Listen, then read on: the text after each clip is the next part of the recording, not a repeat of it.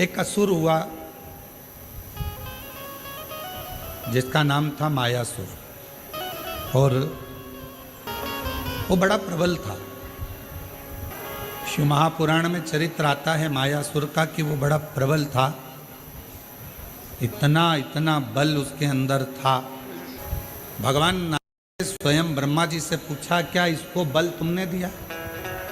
ब्रह्मा जी बोले, नहीं नहीं नहीं, मैंने कोई इसको बल नहीं दिया। फिर को इसको बल भगवान विष्णु जी ने भगवान ब्रह्मा जी ने भगवान विष्णु जी से पूछा, क्या आपने बल दिया इसको? नहीं नहीं, मैंने बल नहीं दिया। बात पहुंच गई भगवान शंकर जी के पास में, और शिव जी से जाकर पूछा, क्या आपने इसको बल दिया? शिव जी बोले, नहीं दिया। इंद्रदेव के पास बात पहुंची, 33 कोटि देवताओं के पास बात पहुंची, क्या इसको बल आपने दिया? नहीं।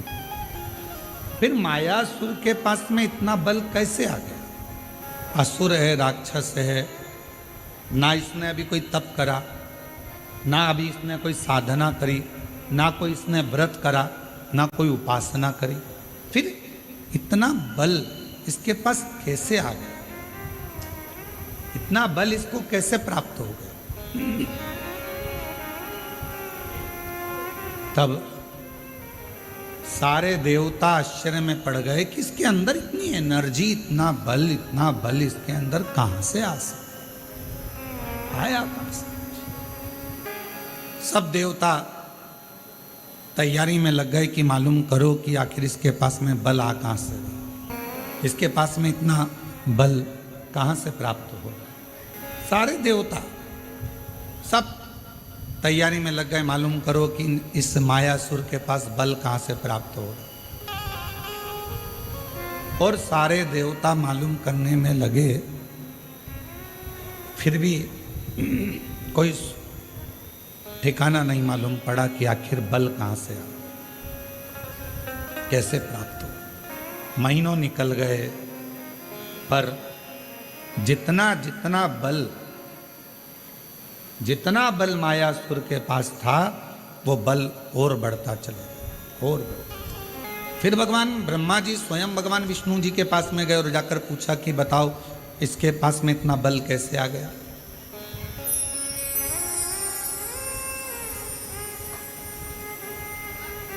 इतना बल इसके पास प्राप्त कैसे हो रहा है? 2 महीना फिर निकले तो फिर बल बहुत बढ़ गया। अब वो मायासुर क्या करता था ये कोई नहीं जान पाया। कहाँ जाकर तप करता था, साधना करता था, व्रत करता था, उपासना करता था, क्या करता था ये कोई नहीं जान पाया। कोई भी नहीं जान। अब आखिरी में देवऋषि नारद के पास में खबर गई।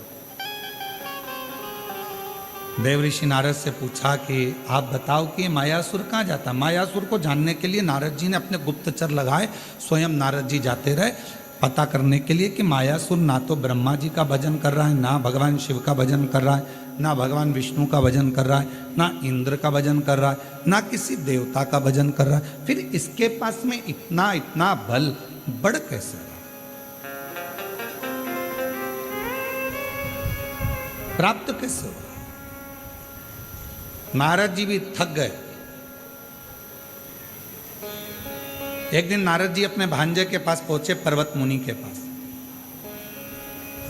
और नारद जी अपने भांजे के पास बैठकर बात कर रहे थे कि मायासुर के पास ना जाने कहां से बल आ रहा है, और वो बल के ऊपर इतना उसको कि जो चाहे वो काम कर लेता। और कोई देवता से बल नहीं मांगा उसने, किसी देवता से वर नहीं मांगा, ना बल मांगा, ना देवता से वो वर मांग रहा है, ना बल मांग रहा है, पर उसके पास इतना बल कहां से आ रहा है ये समझ में नहीं। किसी ना किसी का तो सपोर्ट है। आप में से कोई व्यक्ति बहुत अकड़ कर बोले, बहुत चिल्ला कर बोले, बहुत अकड़ कर बोले, तो किसी ना किसी का तो सपोर्ट है। तो वो बल कहां से आ रहा? पर्वत मुनि ने कहा कि मैं पता करता, और पर्वत मुनि उस बल का मालूम करने के लिए, मायासुर के पास बल कहाँ से आ रहा है उसको ढूंढने के लिए पर्वत मुनि भी निकल।